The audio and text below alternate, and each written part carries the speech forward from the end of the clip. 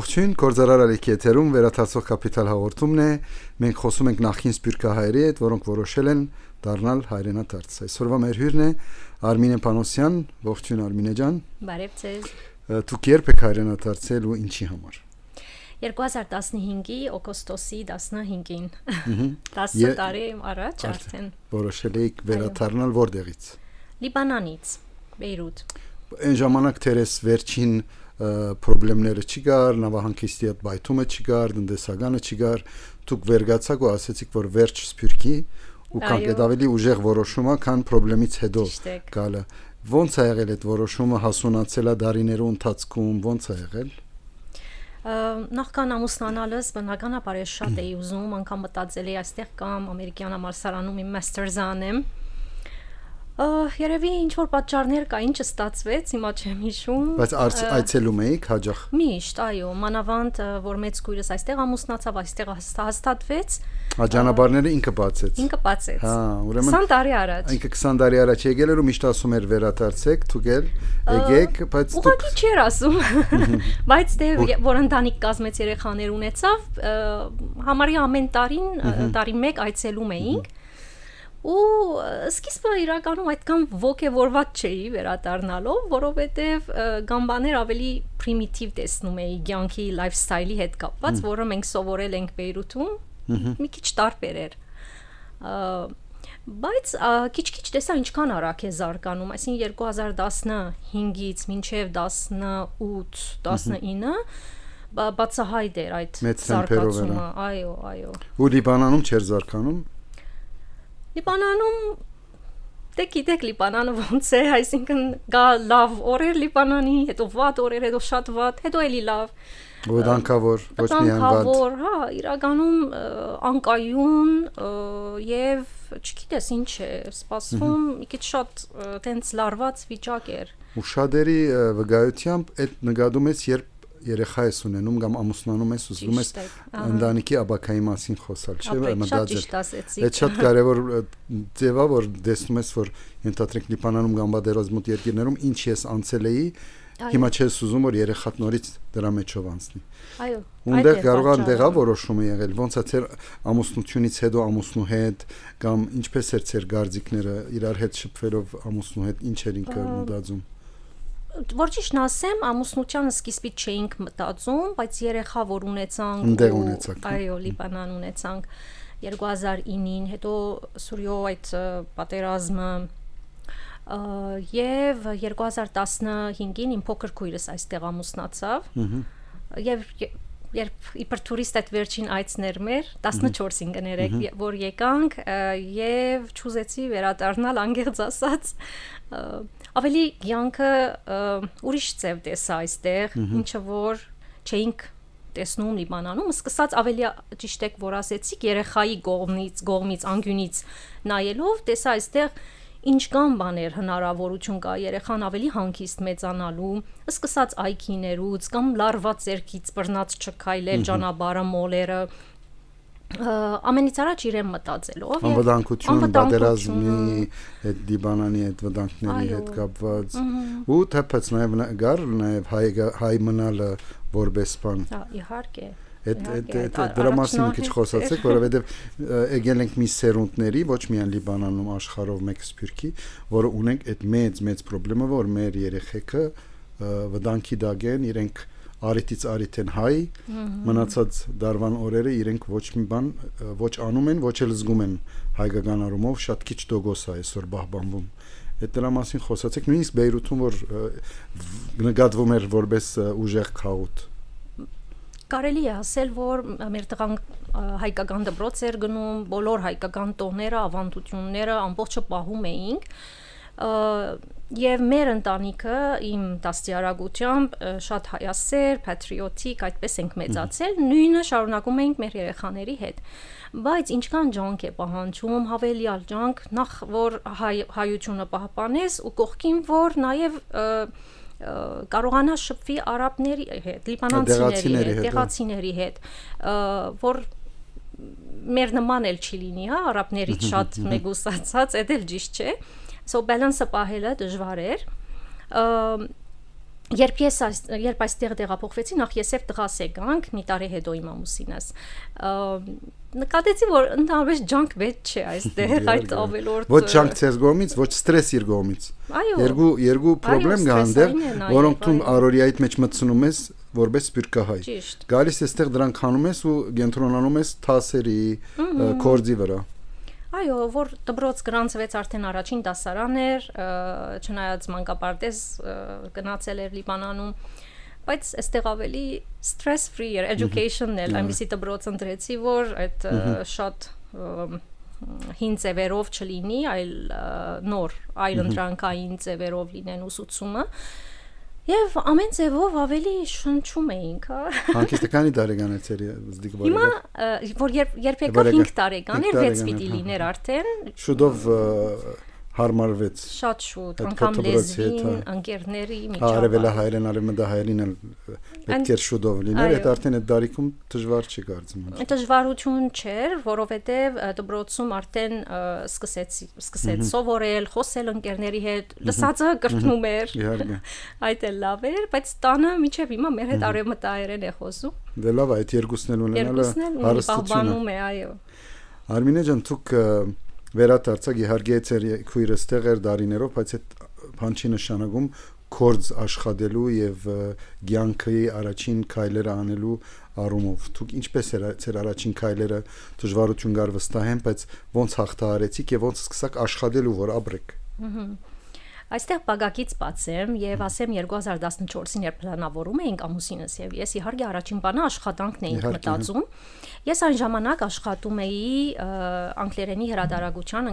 գրքերի հրատարակության ընկերության մեջ, մասնակցությամբ այո, անգլերեն լեզվի մասնակից եմ։ Եւ տնորենին հետ սկսեցի խոսել, չեք ցանկանա այնտեղ branch բացենք, մասնաճյուղ բացենք, անգլերեն գրքեր վաճառենք, որովհետև այն ժամանակ չկար 10 տարի առաջ։ Ջանք արեցինք, այսինքն փորձ արեցինք, բայց այնքան ինքը չկարողացավ ինքնավստահ քայլ առնել հարկերի պատճառով այստեղից այն գար նաև երկու հատեր անգլերեն չէին, հայերեն են ավելի այո անգլերեն այնպիսի գրքեր, որ ոչ միայն պատմության գրքեր են, այլ դասագրքեր, բոլոր լեվելների, ակադեմիական անգլերեն, մասնագիտական, շատ մեծ ընկերություն է Լիբանան եւ Միջին Արևելքի մեջ։ Սկիզբը դուք ղեկավարեցիք այդ իր առաջին քայլերը։ Ես փորձեցի ջանավար բացել, որտեղ ես կորձը շատ էի սիրում, բայց ինքը հրաժարվեց։ Նույնիսկ այստեղ եկա հանդիպումներ ունեցա մի քանի հատ, բայց երբ տեսա ինքը չի նախաձեռնում, ես մտա։ Ինքը հայ էր։ Չէ, լիբանանցի։ Երբ տեսա ինքը չի նախաձեռնում, plan B անցանք երկրորդ ծրագիրը, որ ես իմ մասնակցությամբ սպառվեմ։ Բայց ինձ արդեն բոլորը ասել էին, որ գիտեք, չէ, անգլերենի մասնակիցները ինչ քիչ կվճարվեն, հանկարծ չանեք, հա, փոխեցեք, ուրիշ բան արեք։ Ես երկու մասնակցություն ունեմ, մեկը գրել, անգլերեն գրքեր, դասագրքեր, ուսուցիչների գրքեր, եւ երկրորդը դասավանդել։ Երբ եկա այստեղ, իմ աշխատանքը freelancing դարձրեցինք այն ընկերության հետ ու մի քանի ամիս այդպես էլ շարունակեցի։ Բայց ես ներվում էի, որ չեմ շփվում տեղացիների հետ, իմ բնավորությամբ մի քիչ active եմ եւ սիրում եմ մարդկանց հետ շփումը։ Դրա համար կայլ արեցի, սկսեցի դիմել անգլերենի ուսուցչության, բայց մասնավոր կենտրոններ, ոչ դպրոցներ։ Շատ տարօրինակ էր, երբ իմ 18 տարվա փորձին իրենք մի ժամը առաջարկում էին 1000 դրամ, էնել հարկերը չհաշված։ Բայց վերջում չհանձնվեցի, ասեցի դե լավ, ոչինչ, ամուսինս Լիբանանում է, կարողանում է մեր ապրուստը հոգալ, ես էլ փորձեմ, տեսնեմ այստեղ ինչպես է դասավանդման ձևերը, ընդհանուր միջավայրը ու այդպես շատ ցածր աշխատավարձով 1000 չէր 2000 այսինքն նվիրատություն էր ավելի շատ մի տեսակ ես ինձ համոզում էի որ այս դեպքում ես գումարի համար չեմ աշխատում այստեղի փորձառությունը ձեռք բերեմ դա լա ճիշտ շատերը չէին անի բայց դուք արեցիք որպես հասկանաք շուգան ասպես ասած հասկանամ ճիշտ է որովհետև ես իհարկե նպատակ չունեի մի ժամը 2000-ով աշխատելու բայց ասեցի առաջին քայլը թող լինի Հետո ես քիչ-քիչ կբարձրանամ, կամ ես իմ աշակերտները կվերցնեմ, ես իմ նիշը կամ արժեքները կդնեմ։ 6 ամիս դիմացա, շատ լավ միջավայր էր, շատ լավ մարդկանց ծանոթացա եւ ամենակարևորը թե կենտրոնի համար լավ անուն բերեցինք եւ թե իմ համար մանավանդ TOEFL-ի, IELTS-ի դասավանդման մեթոդները լրիվ տարբեր որոնք զարգանում էին քիչ-քիչ Հայաստանում։ Այո։ Ու երբ ես դասավանդում էի, ասում էին զարմանում էին իմ մեթոդների, սկսած որ ես մեն անգլերենով շփվում էի իրենց հետ, իսկ իրենք միանգամից զարմանում էին, հիմա չեք թարգմանելու ձեր ասածը եւ այլն։ Ասում եմ, չէ, այլ մեթոդ է եւ հավատացեք ավելի շուտ արդյունքի կհասնեք։ Եվ 6 ամիս հետո, երբ տեսա, որ աշխատավարձի բարձրացում էլ չկա, արդեն ես սկսեցի իմ մտքի մեջ պատրաստել ինչ եմ ուզում անել, մտածեցի սկսել միգուցե գնալ տարբեր վայրեր, մարդկանց օֆիսներում դասավանդել, կամ իմ տանը հարմարություն կար ընդունեի։ Եվ իրականում շուկայի համեմատ շատ բարձր արժեքներ դրեցի, որը քիչ մարդկանց զարմացնում էր։ Բայց ստացվեց, քիչ-քիչ ստացվեց եւ ձեր որակը քնահատելով երևի ստացվեց։ Այո, որակը, արդյունքը, եթե մի բանը ուրիշը 6 ամսով բիդանը դուք 4 ամիսով այդ բոլորը կնկատեն։ Դա ուզում էի ասել, այո, իրականում ներդրումը պիտի արժևորվի վերջում, եթե մարդիկ գնահատում են, տեսնում են, որ 2 ամիս գալով իրենք հասնում են իրենց ցանկացած անգլերենի մակարդակին, ինչի՞ չէ։ Ուրեմն արժեքը նույնիսկ ավելի էժան է։ Այո։ Դες որ 4-5 ամսվա մեջ են անում այդ։ Եվ ես հարցնում եմ, հիմա ինչ է կարծում թանկ է ծառայությունը կամ ինձ կարծիք տվեք, եթե թանկ է, ուրեմն ես էլ մտածեմ, ասում են չէ, թանկ չէ։ Այդպես։ Ուրեմն այնտեղ թեր դուք այստեղ աշխատում եք, ձեր ամուսինը այնտեղ էր։ Մի տարի այդպես էր։ Հետո ինչպես եղավ։ Հետո որ աշակերտները շատացան եւ սկսեցինք պլանավորել։ Ու կենտրոն ունեիք թե դուն։ Թեր դունն էի, բայց արդեն մտքիս մեջ տարածք վարձել ավելի professional Երևան, բայց դունի մեջ այդքան հարմար չէ։ Այո։ Ու տղաս շատ էր կարոտում papayin, բայց այդ պահն էլ ուզում էի որ միասին լինեն, շատ էր կապված։ Ու այդ քայլը արի, դեր ամուսինս Լիբանան էր ու ասեցի որ տեղ վարձենք, ոչինչ բնակարան լինի, շենքի մեջ լինի, օֆիսային չլինի, մատչելի լինի սկսելու համար։ Այդպես էլ եղավ եւ recommendation-ներով մեկը մյուսին կարծիքներ տալով այդպես շատացավ եւ ոչ թե այդ մեծ մարքեթինգ արշավները անելով, այդ շատ ավելի արագ է, քան մարքեթինգ արշավը այսօր։ Երկու տարբեր մեթոդներ են, բայց ես իրականում այդ մեծ բյուջեն էլ չունեի, շատ քիչ էին իմ ռեսուրսները եւ սկզբնական capital գումարը շատ քիչ էր, բայց քայլը արեցի ու պարկաստծո արդեն 10 տարի պիտի լինի ամռանը, որ կենտրոնը կորձում է թե երեխաներ, թե չափահասներ, ուսուցիչներ վերապատրաստեցի։ Քայլ առ քայլ, ինչպես որ ասում են, ճիշտ ցևերով, առանց մեծ քայլեր անելու, փոքր քայլերով, հասնում եք հիմա ինչ որտեղ, որ դուք էլի պետք է առաջ գնաք, բայց գոհ եք այդ վերջին 10 դարվանից, ու նաև ձեր միջոցով, ձեր հիմքը տնելով թույլ տվեցիք ձեր ամուսինն էլ վերադառնա։ Այո, ամուսինս արդեն վերադարձավ եւ ինքն էլ աշխատանք փնտրեց, մի քանի փորձեր, այո, միանգամից հեշտ չէր։ Իր դեպքում մի քիչ ավելի դժվար էր, բայց մի քանի աշխատանք փոխելուց հետո էլի ստացվեց։ Երկուսով կարողացանք նոր կյանք հիմնել հայրենիքում։ Ու նայելով դեպի Լիբանան, մեկ որ ինչ լավ քայլ արեցիք։ Անկեղծ լինելու համար ես ավելի լավատես եմ Հայաստանի հանդեպ քան ամուսինս։ Բայց ամենայնպես եկած դեղերնիդ չի ձաղում, որ ասեր որ գիտես այնտեղ ինչ լավ կլիներ այնտեղ մնայինք, դա չկար, չկար ասել։ Մանավանդ Բեյրութի բայթումը որ եղավ, մենք այդ թղամասում էինք ապրում։ Հրաշք էր։ Դրանից ավել Աստված ձեզ օգնեց որ որոշումը կայացնեք ու կաք ամեն երկիր է իր դժվարությունը, ամեն մարդ էլ հատկապես դղամարդիկ ավելի շատ մեծ ցկտումներ ունեն, որոնք նույնիսկ իմ ընկերներ կան Եվրոպայում այսօր էլի գող չեն իրենց կյանքից։ Դե եթե դի տշկոհիր քո երկրում։ Ամենտեղ արիդ կա տշկոհել։ Ավելի ճիշտ է։ Ու լեզվի հետ կապված հիմա այսօր իսկապես մարդ չկա որ չի ուզում լեզու սովորի, մեկը չինարեն է սովորում, մեկը չգիտեմ ֆրանսերեն է սովորում, գերմաներեն սովորողները, ինչքան հեշտ է հիմա սովորացնելը, ճիշտ է, կան ծրագրեր, application-ներ, բայց կա նաև մարդկային շփումը։ Ոնց է ցեր համար, ինչ եք գտել հիմա այսօրվա օրով 10 տարի առաջ եւ հիմա նույնն է դասավանդումը։ Շատ հետաքրքիր հարց է։ Ես էլ ուզում էի տեսնել ինչ պիտի լինի այս AI-ի առաջընթացով մեր գործը պիտի տուժի։ Իրականում ոչ, որովհետև մարդիկ որ դա են փորձում, տեսնում են որ կան բաներ, որ չի կարող AI-ը ամեն ինչ անի։ Ֆիդբեք տալիս է, բայց չի կարող այն ճիշտ ուղղորդումը տալ, ինչ որ մարդը կանի եւ այն մարդը, որ փորձարու է, այսքան տարի դասավանդած է, այսքան кейսեր տեսած է։ Հաջող շագերտներս կասեն, որ writing-ս AI-ին տվի, որ ինքը ստուգի, ասեմ սպասեք, տեսնեմ մի հատ, ու համեմատում ենք, տեսնում ենք, որ էլի կան նրբություններ, մանրուքներ, որ AI-ը չի կարող։ Բայց մի բան ասեմ, Արմինե ջան, շատ վաղուց քիրքերով էինք սովորում լեզուն, հետո CD-ներ եղան, հետո վիդեոներ եղան, հիմա YouTube-ը գա, Duolingo-ն գա, ինչեր կան, բայց այդ բոլորը լինելով ֆիզիկապես դպրոցները էլի աշխատում են։ Դա նշանակում է, որ դրանք չեն փոխարինի, AI-ն չի փոխարինելու։ Հատկապես այդ շփումը խոսակցության մարդկանց հետ, թե չէ մարդիկ վաղուց կասեն, որ ես app-ով գանեմ, ինչ պետք ունեմ դպրոցի գնալ ու փող վճարել։ Այո։ Այդ բնագավառը ինձ թվում է փրկված եք դուք երկար ժամանակ, մարդիկ ուզում են ֆիզիկապես ու ձայնային խոսալ, չնայած կան ծրագիրներ։ Շատ են, անգամ աշակերտները մեզ ասում են ես էլ շատ լավ է, գողքից օգտագործեք, այդ ավելի խթանող բան է, քան թե ցեզ սկիզբից լեզուն զարգացնի ճիշտ ձևով, հասցնի այն մակարդակին, որ դուք TOEFL պետք է հանձնեք, IELTS պետք է հանձնեք, այն բահով չեմ կարծում կփոխարինեն։ Դե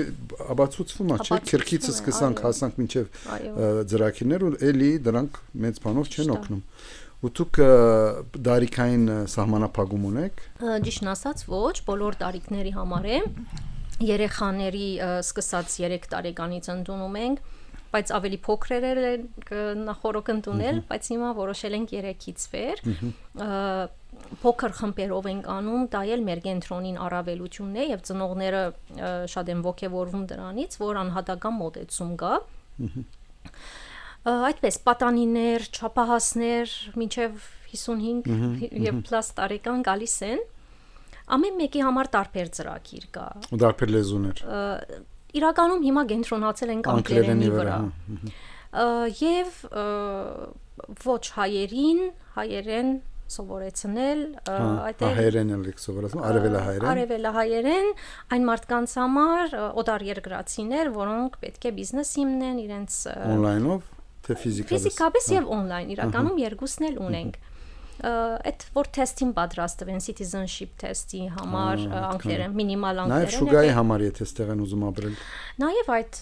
եւ նաև կան հայեր ռուսահայեր կամ այլ երկրից եկող հայեր որոնք որոշել են ապրել ուսանել այստեղ ու պետք է իրենց հայերենը չգիտեն լավ այո իսկ տենդենսը ոնց է Հայաստանում հիմա ինչ լեզուներ են ամենաշատը ուզում սովորեն որով դպրոցից դուրս են գալիս թե ռուսերենն էլ լավ չգիտեն շատերը ցավոք սրտի անգլերենն առաջադար ռուսերենը չինարենը շատ առաջ գնում չգիտեմ նույնիսկ բարսկերեն սովորող թուրքերեն ինչպես է այդ տենդենսը որ ես շատ եմ հետևում եւ ուշադիր եմ դեռևս անգլերենն է գրավում առաջին բաժարով երևի թե համացանցը արտերգիր ուսանիլը ավելի այն երկրները որ անգլերեն է ուսումը Վերջերս կայո չինարենի պահանջարկը, բայց մենք չունենք չինարեն։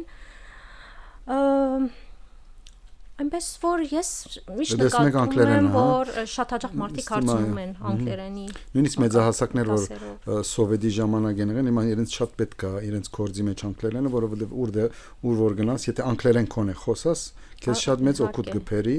Եվրոպայից սկսած մինչև ազիական երկիրները անգլերենը փրկություն է։ Հիմա ռուսերենն էլ է ուժեղ, բայց ամենտեղ ռուսերեն չեն խոսում։ Այլևս այդքան չէ կարծում եմ, բայց ինչն է բաժարը ցեր գարձիկով, էլի մեր արփանա երկիրը քնահատենք, որ ինչու դպրոցից դուրս են գալիս երեխաները, այդ ռուսերեն անգլերենը որ բարդաթիր է, չեն դիրապետում։ Այդ երեխայից է, թե դասադուներից է, թե ինչից է։ Իմ փորձովս նաև որ իմ տղան ռուսերեն չսիրեց ու չսովորեց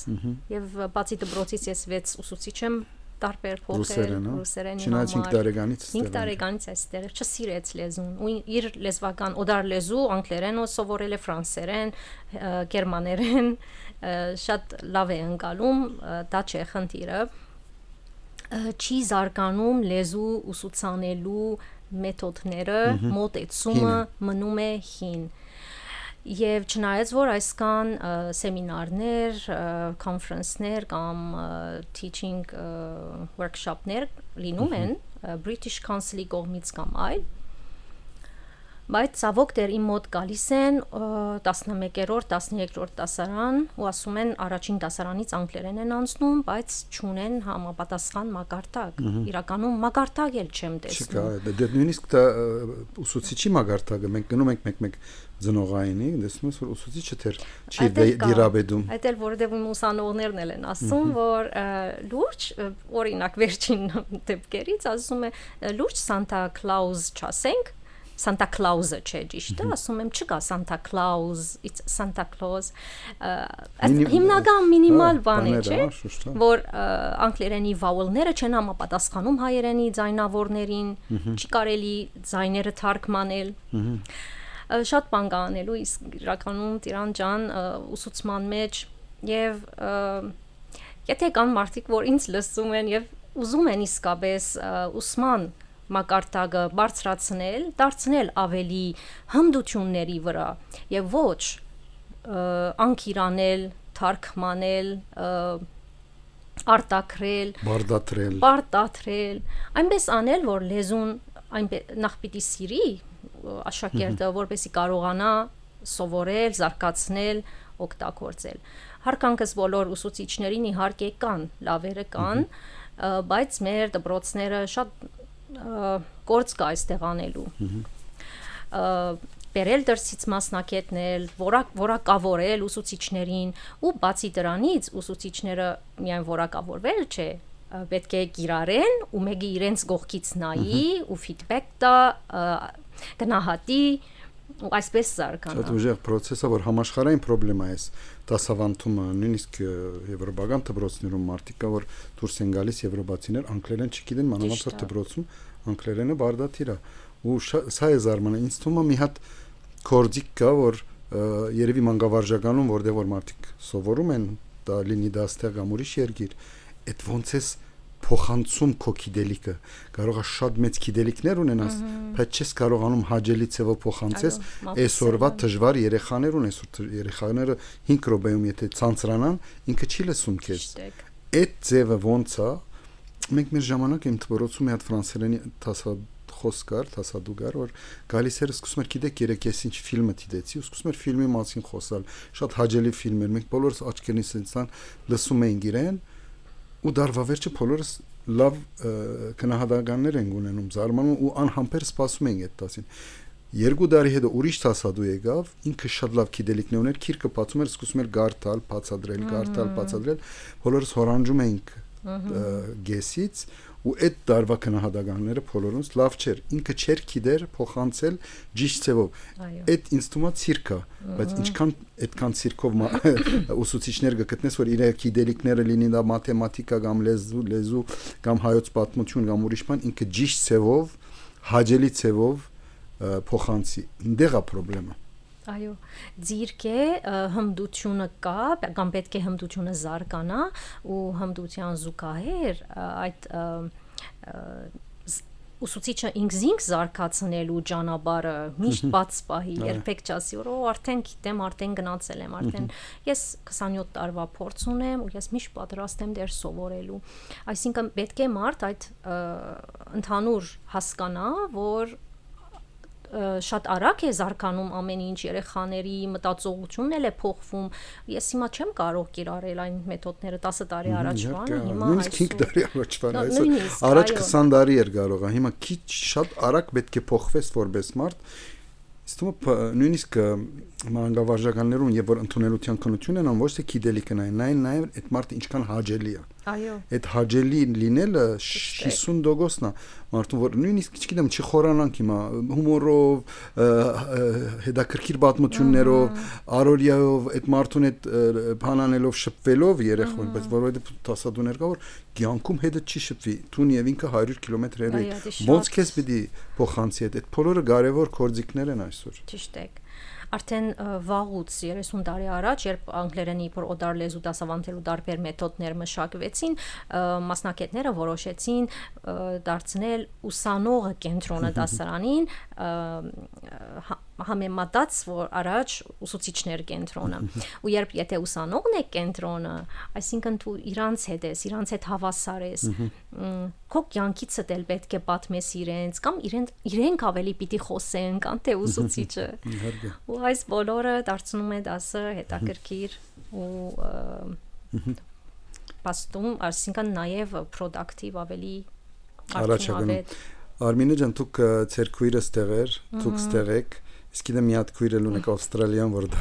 դարին մի անգամ ոնց է բոլոր ընտանիքը երբ է լրիվ ստեղ լինելու գիտեք արդեն։ Սովորաբար ամառները, ռեյունիոնը, հանդիպումները լինում են, մի քույր էլ ունեմ Ֆրանսիայում։ Իրենք էլ հայապահպանման սենց դժվար գործի մեջ են, որովհետև Ֆրանսիայի քույրս համասկայնի դպրոցում դասավանդում է հայերեն, մույս փոքր քույրս Ավստրալիայում մեծ ջանքեր է դնում հայկական Armenian play group-ներ անում երեխաների ու իրենց երեխաներին շատ լավ հայ են մեծացնում, դրա համար ամեն ջանքով գալիս են ամռանը, բոլորս միանում ենք ու այդպես հանդիպում ենք, ժամանակ ենք անցկացնում հայրենիքում։ Ու նախանձողներ կան Լիբանան մնացող որ ասում եմ Երանի մենք գանք, այդ կարևոր է որ մարդիկ տեսնեն որ ինչքան ապահով է ծեր երեխան, ուրախ է ծեր երեխան, ծեր ընտանիքը ինչքան հաջելի կյանք է ունենում ստեղ ու նաև ծեր երեխու առօրյան, որը թեկուս արևմուտքում չկա այսքան դարբերակներ բարաբունքների ոնց որ ասում են սպորտից սկսած երաժշտությունից վերջացած ոնց է ծեր երեխու առօրյան շատ լավ է, շատ հագեցած 15 տարեկան է 5-ով եկավ 10 տարի անցավ 16 եղավ արդեն այո եթե դժվար տարիք է բայց ճիշտ է դժվար տարիք է բայց իրեն ուղարկում ենք այն բաներին որ ինքն է ընտրում ինքն է սիրում լինի լեզու, օդար լեզու, գերմաներեն կամ սպորտային, բասկետ, ֆուտբոլ եւ գիտեք ես միշտ ինչ եմ մտածում որ երբեմն եթե դժգոհում է դպրոցից դասերից ասում եմ Հրանտ ջան դու շատ պետք է ուրախ լինես որ այստեղ ես դու այլապես ժամը 7-ին պետք է դպրոցում լինեիր ժամը 4-ին դուրս գայիր ու 4 ժամ էլ 5 ժամ էլ նստեիր տնայիններ անեիր Բացի դրանից բոլոր երեխաների պարաբունքները մնում էին շաբաթ կիրակի ու ծնողները այդ խցանման մեջ տանել, բերել իսկ այստեղ երեխան ինքնուրույն գնում է, պասը նստում է կամ թեկուզ եթե տաքսի պիտի նստի մտքդ ապահով է որ այո, թեկուզ ընկերներով գնում է ընկերների հետ հանդիպելու որը Լիբանանում չեմ կարծում որ այդքան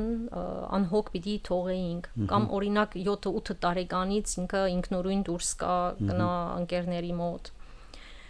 այդ պահով այո ես շատերին եմ խրախուսել Հրանտի տասնյակների խորհուրդ եմ տալիս դրսում Լիբանանից մեծ մասամբ որ հարցնում են եւ եթե իրականությունը կուզեք անգամ մարդիկ որ այստեղից գնացին այլ երկիր, ոչ Լիբանան ու այն ամենալավ երկիրները, որ մենք մտածում ենք, որ շատ լավ են, բայց իզարմանս ինձ երբ գրում են Արմիկ դուք ուրախ եք Հայաստան մենք միգուցե ետ կանք, ինչ կասես, ետ կանք։ Ասում ես այո, չէ։ Իհարկե, ասում եմ, իհարկե դուք պիտի պլանավորեք ձեր կյանքը, բայց եթե տեսնում եք, որ այստեղ դուք ավելի ուրախ եք, ինչի ոչ։ Շնորհակալ եմ Արմինե ջան այս լավ զրույցի համար, վստահ եմ շատերը լսեցին ու մի բան սովորեցին այս ձեր խորհուրդներից, Աստված օրհնի ձեր ընտանիքը,